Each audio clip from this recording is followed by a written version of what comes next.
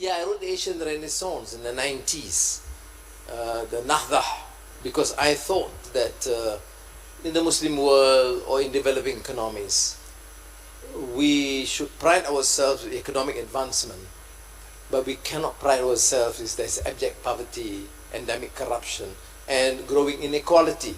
This was long before Piketty talks about inequality, because that was a central issue.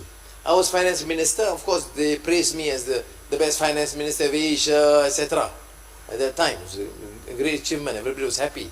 And the World Bank produced a report, the East Asian Economic Miracle.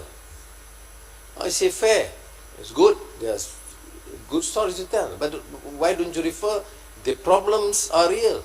Abject poverty was there, inequality, corruption. But these were some ideas that are projected. I have not changed, no compromise on these things.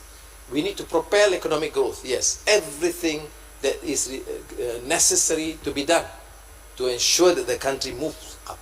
I mean, the transformation that has taken place here. I'm a great student of history and also political economy, and Turkey is one of the few countries that I try and learn and master. And I think no one in the right mind could dispute the fact, the massive transformation, education, infrastructure, health that you have seen in Turkey. I don't believe that many countries can rival that achievement in terms of record. Now, yes, Islamic world need reform. You know, what is the rule of Muslim?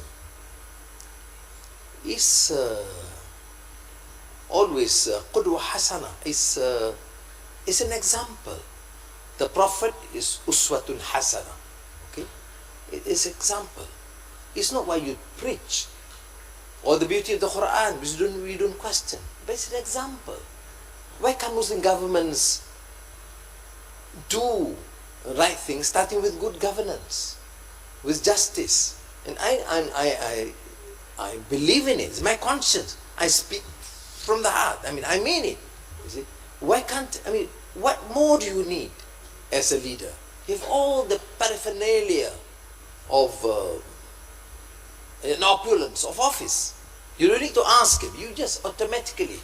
You know, I was Deputy Prime Minister for many years now. My wife is Deputy Prime Minister. Then suddenly you have guards, you have this, you have that. Everything is proper. You have driver, you have everything, you know. And you can't stop them. So, but why do you need them to be corrupt and ill-treat your people? Why are you afraid to surrender to the people to decide your future in a open, free elections that you are going to have here? I asked the president, how are you looking at it? I say, we are hoping for the best, but you know, the elections, people decide. I mean, it's a beautiful thing to hear. Dictators wouldn't say that. Dictators say, yes, people will decide, but I will win with 98.9. There's a joke about Iraq those days, I won't mention specifically. There was a voter, he went to vote.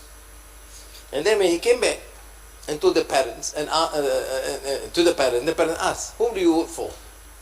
Of course, we want change. We vote for the opposition. So the parents said, you are crazy.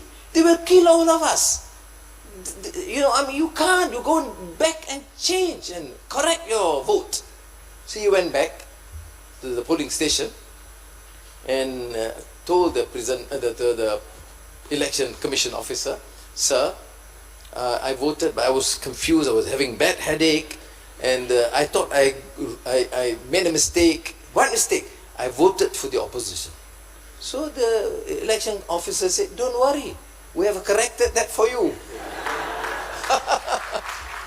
So that is the image of elections in a Muslim country.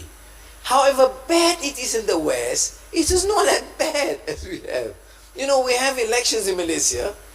You know, every day they attack us in the television, and not a word of response. We can't say anything. Luckily, we have social media. I mean, here you have still free media. I've seen so many writings for Ak Party, against Ak Party. I mean, that's life. And you can go and campaign anywhere you like. There you can't. No premise. So we have to work somewhere in the near paddy fields, and people fall in the process.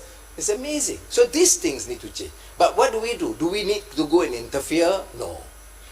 Do we need to go and send? No.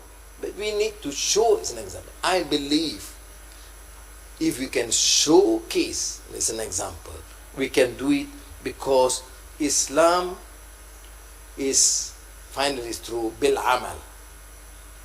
Istajibu lillahi walil rasul idha da'akum lima yuhyikum.